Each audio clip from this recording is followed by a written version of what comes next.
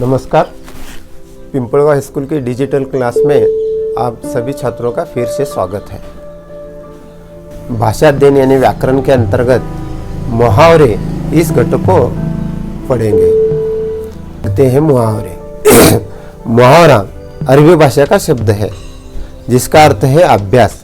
हालांकि हिंदी में यह शब्द रूढ़ हो गया है, जिसका अर्थ है जनजीवन में प्रचलित ऐसा वाक्यांश जो लक्षणा या व्यंजना द्वारा सिद्ध हो और सामान्य अर्थ न देकर विशेष अर्थ प्रकट करने में हो।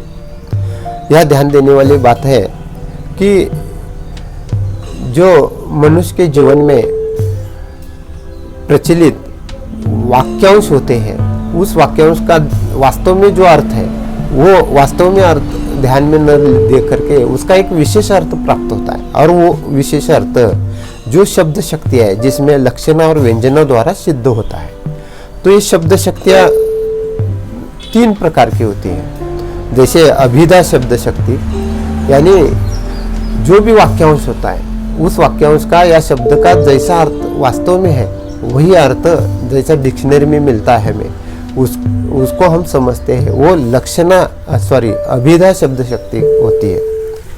यहाँ लक्षणा शब्द शक्ति यानी सामान्य अर्थ से भिन्न अर्थ देने वाली शब्द शक्ति होती है, तथा व्यंजना शब्द शक्ति जो है वो भाव प्रकट करने की एक विशेष शब्द शक्ति है। तो इन लक्षणा या व्यंजना द्वारा जो वाक्यांश है वो सिद्ध होता है और सामान्य अर्थ न देकर विशेष अर्थ प्रकट करता है। तो ये मुहावरा में ध्यान में देखते हैं, इसको उदाहरण से समझते हैं।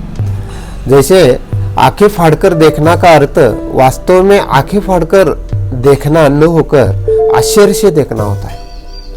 यानी इस तरह हम कह सकते हैं कि मुहावरे वे वाक्यांश हैं जो अपने सामान्य अर्थ से हटकर विशेष अर्थ का बोध कराते हैं। तो यहाँ विशेष ध्यान देने वाली बात यह है, जब वाक्य में मुहावरे प्रयोग किए जाते हैं तो उनकी क्रिया कर्ता के लिंग वचन कारक के अनुसार परिवर्तित हो जाती है। जैसे इधर उधर की हंकना, ये मुहावरा है। इस मुहावरे का अर्थ है बेकार की बातें करना या गप मारना।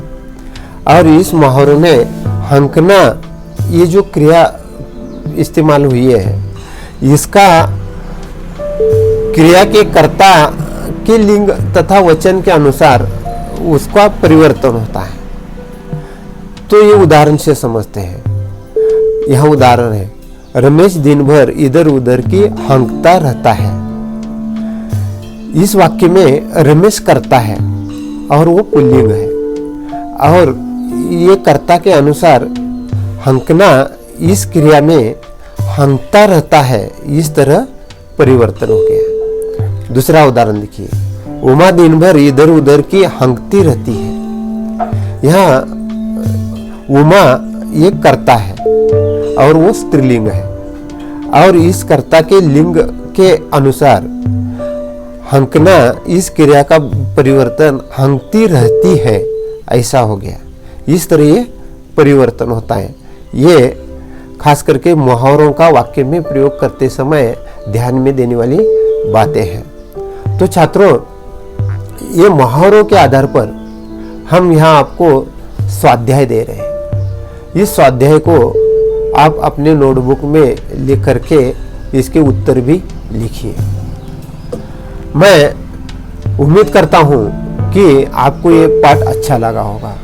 तो इसको आप लाइक कीजिए, और आप इस चैनल पर नए हैं तो इस चैनल को सब्सक्राइब कीजिए तथा बगल की बेल की घंटी को दबाइए, और ये वीडियो अपने दोस्तों के साथ शेयर कीजिए। धन्यवाद।